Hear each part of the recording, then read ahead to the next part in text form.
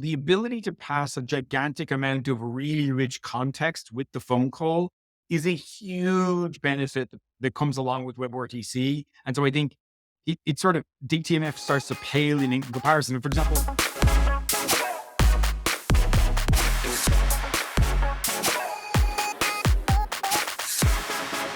Hello, everyone. Welcome to another late night episode of Deep Learning with PolyAI. We continue our sessions on telephony today with Oisin Glenn, our VP of Solutions Consulting.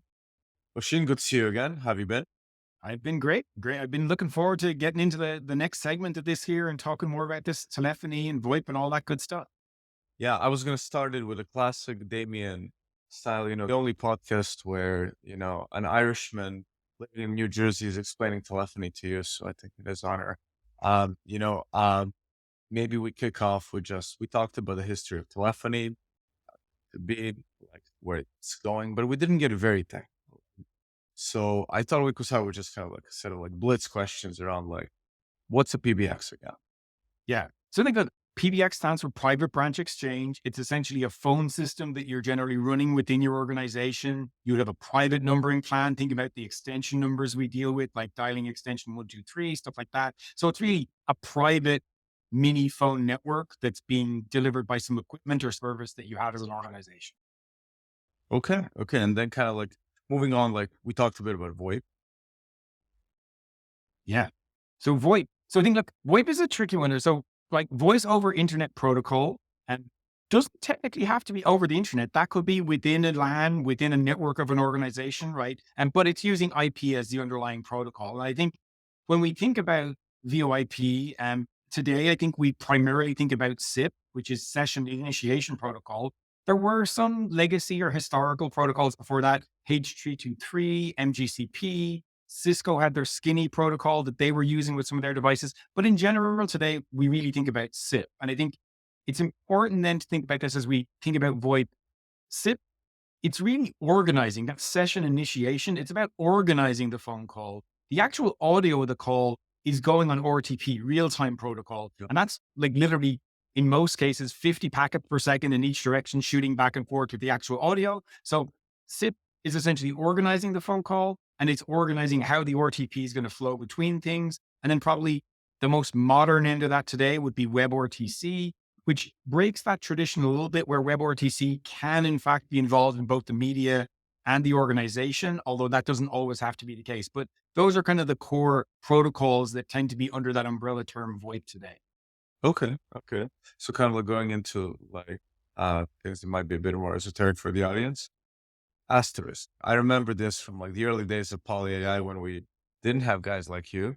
And I remember distinctly that I was fascinated because it was the first time in a while that I saw two of our engineers with a book, a hefty book. They just said Asterisk on it, right? And they spent a lot of time with that thing as they were building out everything and stuff.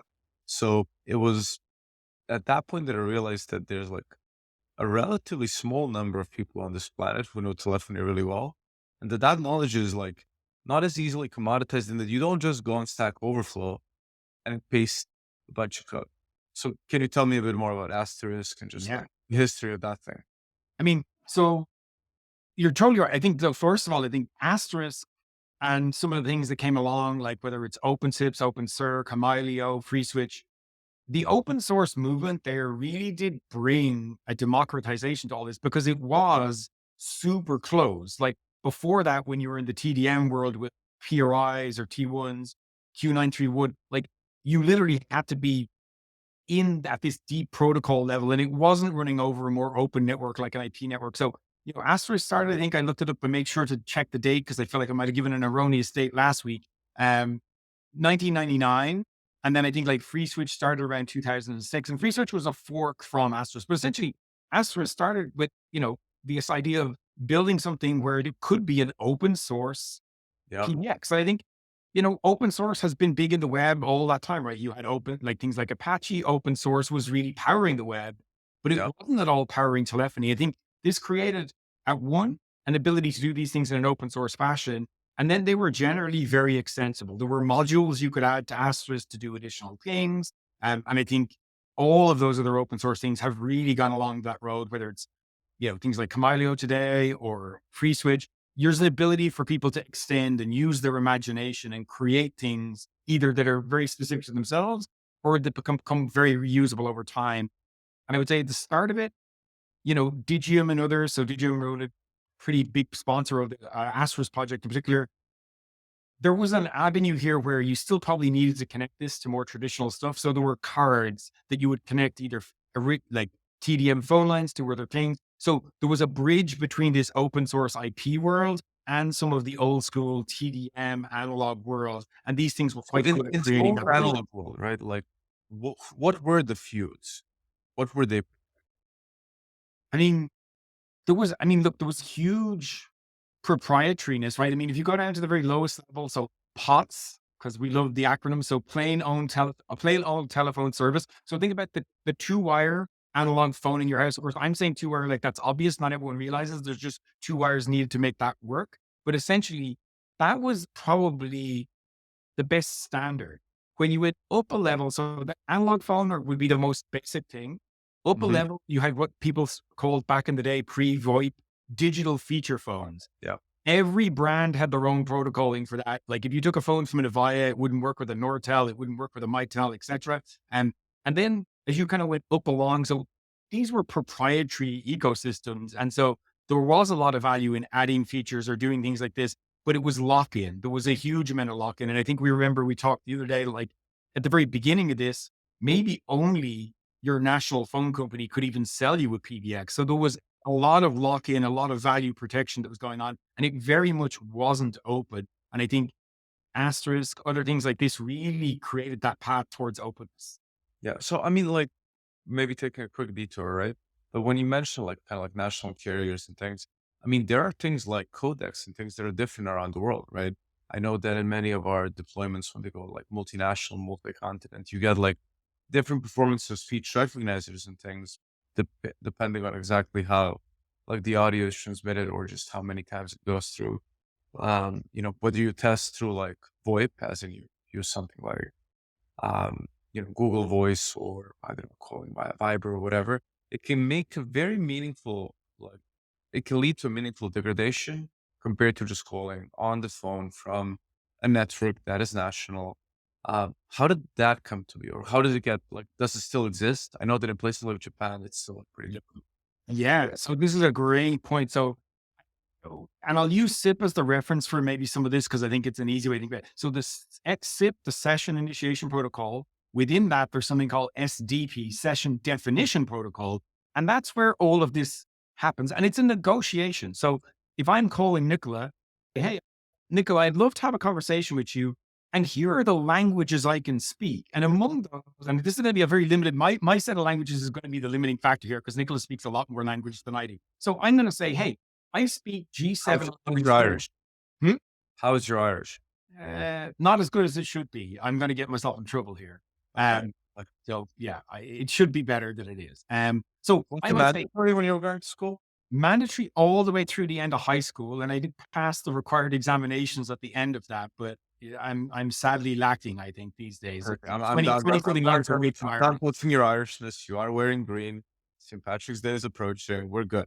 Back to Yeah. So in this case, then you're going to offer the codecs that you are capable of interpreting, and you might even offer things like, "Here's how I'm able to understand and recognize DTMF tones." yep. DTMF is a whole area where this gets problematic, but at the core level, standard voice on most of the world's network, the the codec is G711, but there is this split in that there's two flavors of G711. Well, two primary flavors you'll see out in Yep. the wild: G711 ULAW or MULAW, and G711 ALAW. And Japan and the US use the ULAW version, and pretty much most of the rest of the world uses the ALAW version. They're really similar, but they're different enough that if you get it wrong, it'll sound like junk. It'll sound like garbage. You want people to hear. And if you don't have a match between, like, if I offer you only things that you can't speak and literally the Yep. phone call fails, or you need to put something in the middle that then does transcoding. And so computational effort needs to be put to make this talk to each other, which slows things down, makes things more expensive. And if you get into the world then where you want to secure these phone calls, both the things were now encrypted. They both need to be decrypted. transcoded, re-encrypted, and sent on again, further complicating that type of negotiation process. So, okay, like just maybe for then, our previously uninitiated viewer, there was this world of different codes and things, etc. And then VoIP and together with Asterisk and Camilio and everything else came in to kind of like just try to offer a bit of a kind of like universal kind of like adapter for that kind of stuff, and also support it online, bring it closer to emerging world of the internet. And when did DTMF come about? Oh, I looked this up actually because I was curious myself after some of our conversation. And it was first used in the public network, I believe, like 65, 66. Oh, So reasonably long ago, but not like way back at the start. And, DTMF is those tones that you hear on the phone and stands for yeah. dual tone multi-frequency. And I think a key property there is that there's So so press one for that, two for that, three for that. Yeah. yeah. Also, probably like if you think about as you started to move from the rotary phone that was pulse dialing to using those tones as part of the dialing as well, that was another use. And it was a sound that would be very difficult or close to impossible for a human to make on their own. And there was also, and it's probably something for people to go Google, but there was something called phreaking that went on for quite a while, which is an original type of hacking where people would have boxes that could generate these tones. And in the US in particular, you could select or route calls around carriers using these tones. And there was a whole phreaking subculture in the US around this, which essentially using DTMF tones to hack things and make free phone calls. Right. Nice. I had the rotary phone in Serbia. I still have it there. No longer works. I don't have a landline. That apartment. I do have fond memories of this thing, and it worked even when it didn't have electricity, which was really cool. Yeah.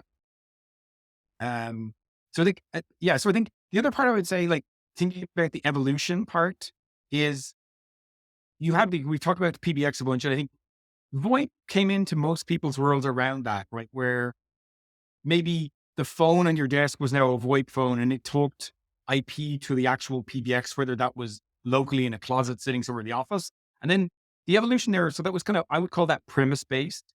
And then the next step along that road for folks was probably to host it. And so hosted to me is like you had something that used to sit in the corner. Now you've moved it to maybe a central data center or your main corporate office or stuff like that. But it was still yours. It was kind of a single ownership model. And then I think the next evolution of that was to the as a service. So whether you think about unified communication as a service, contact center as a service, where these things truly moved to the cloud and they were delivered as multi-tenant platforms by other corporations. Interestingly, a lot of those organizations, Asterisk, FreeSwitch, Camilio, a lot of these things were very large building blocks for the people who built those cloud platforms. I think, there's DNA from those open source projects in a huge number of the cloud services we see today across UC, CC, etc. Um, Maybe like just think of like we move to the context sense. You mentioned like UCaaS, Unified Communications as a Service, right? There's also CCaaS, Contact Center as a Service. So like to someone who's like working with CCaaS provider, say I have a contact center, I've got 500 agents, right? You are Genesis or Nice and Contact or Five9. How do you get me these 500 numbers? Do you even get me these numbers? Because I only have like my 1-800 number, right? So how does this work in the back end? yeah. So in general, some of these providers are registered as carriers, and there's various designations of carriers depending on the country. A lot of them leverage other, incumbent carriers, either the large ones you think about, their Verizon's, AT&T, British Telecom, etc. Sorry for not, or people like Bandwidth.com or other folks like that. So there are people who really specialize in providing numbers at scale in wholesale, and a lot of those CCaaS, UCaaS vendors would then use them. And also then for coverage, right, into different area codes, into different countries. Right? I have a business that sells into 10 countries. I want a number in each one. They are using these wholesale vendors to get those numbers. And then they bring them in over shared resource into those platforms, into your application. Yeah, I mean, like, and so for example, even if you bought numbers on Twilio, you would basically be relying on whatever deal they made in that country to get those bulk phone numbers, right? Essentially, I mean, in Twitter's case, I think that's probably the case. They may have an ability to get numbers directly in some of the countries, but yeah, in most cases, that's what's happening with the coverage. Yeah. Yeah, it's fascinating. I mean, I remember in some of our early deployments, we relied on functionality where like the ANI, like the phone number of the caller, was automatically recognized. And because it was kind of like, I think about 200 different pubs, and it was a PSTN direct. So like it wasn't SIP. It was just rerouting the call to a different number that we got in bulk on Twilio. For some of them, we would get the ANI number, and for others, we wouldn't. We didn't really know how it was because we were just pulling random numbers that were sourced from, well, people with different implementations. So it was just, it's like a pretty deep water where you have to, like for, I think like a lot of engineers coming into this, younger people who don't really have a history with telephony, like you don't really have a place to look this up. And it was quite a daunting experience early on. It, it is very hard. And it's also, I would say, a lot of it's very opaque. Like, for example, like you get two people who are on two different phone companies who call each other. Did the call go from my phone company to your phone company? Or was there one or more intermediate phone companies? And I think in that way, the public network for phone, for PSTN, it's analogous to the internet in that Yep. literally I could hang up and call again. And depending on least cost routing, quality routing, it might not take the same number of hops in between. And I mean, I know you travel a lot internationally. I've got family back in Europe. Like I'm forever getting calls from like my dad, and a random weird caller ID from Belgium will show up. My dad is not in Belgium generally, but Okay. yet this weird number comes up, and it's probably because the interworking, the routing was different. So I think it's completely opaque. Again, it's not like a network where you can get a PCAP. You've no idea how many people are in between there at that moment in time, right?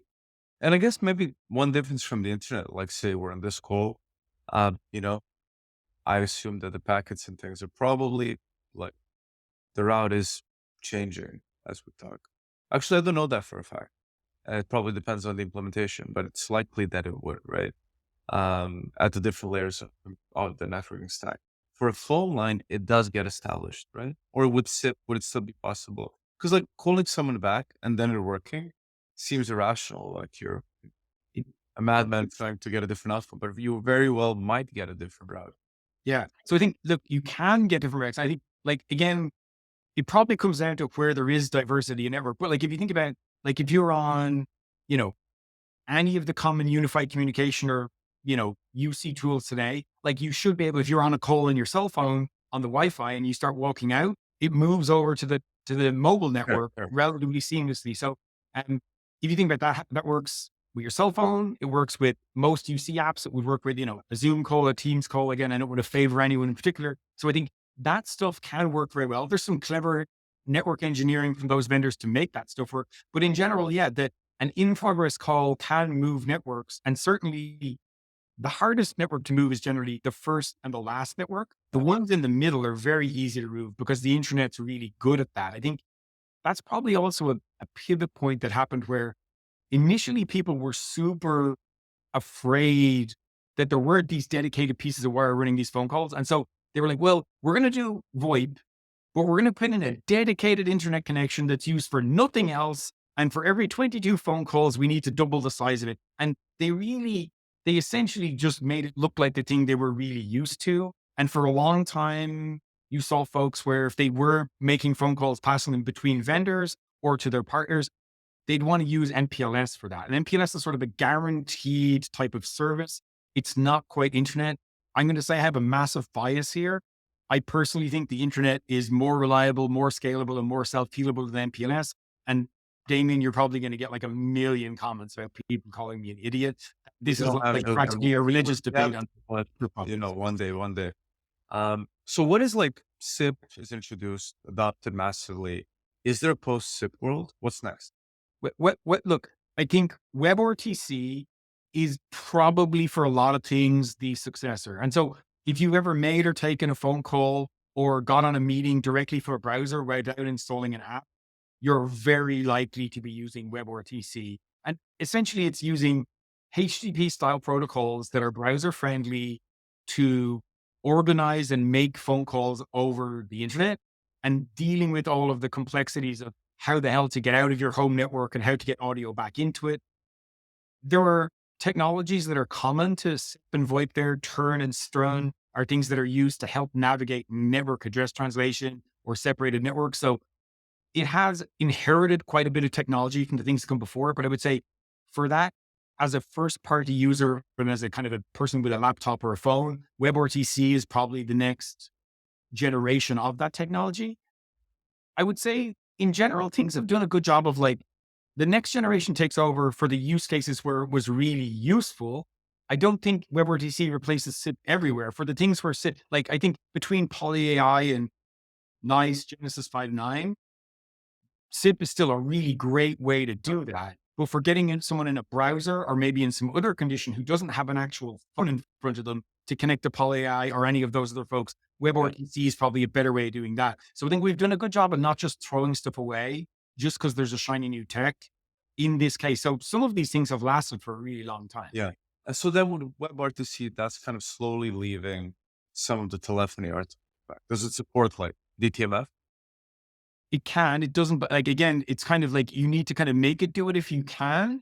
There's also really beautiful things like where, like if you think about the problem you were describing with the pub folks, right? The only two things you had was what was the number you dialed to, and Yeah. maybe if you were lucky, you got the number you dialed from. With WebRTC, if I click call from that browser page, we know what cookies are in your browser. We might know which exact page you were on. We might know what you were just trying to do with it. So the ability to pass a gigantic amount of really rich context with the phone call is a huge benefit that comes along with WebRTC. And so I think it sort of DTMF starts to pale in comparison. For example, in that web page, why would like, I might just start popping up menus and saying, pick the product you're more interested in, right? It allows for these rich multimodal things Yeah. where it sort of puts DTMF to shame at that point. But again, when all you have is a phone and all you have is those your 12 keys, you got to work with what you got.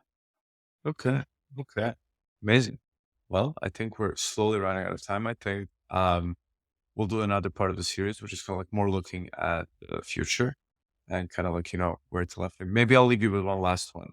In this world where like that infrastructure, cables, everything for like the old school telephony network was put in place, in a world where that's been left behind for, you know, the internet infrastructure being used instead, are investments still being made around the world in the telephony infrastructure?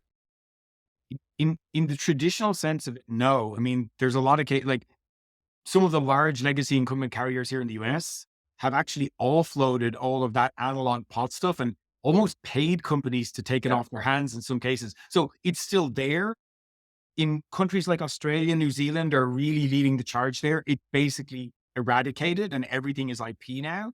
UK is doing a decent job. I hate saying it, we're pretty far behind in that in the US. But yeah, I think investment is very minimal. People are being forced to maintain it because it is lowest common denominator today. But yeah, it's all getting replaced by IP, whether you know it's IP or not. Yep. Okay. Well, I think that leaves us comfortably at kind of like what's happened and happening. And then I think next time we'll talk a bit more about the future of it all, the ways that it will like impact the contact center and well, whatever else we can think of. Thank you for your time. Always a pleasure. And thank you all for listening to another episode of our podcast.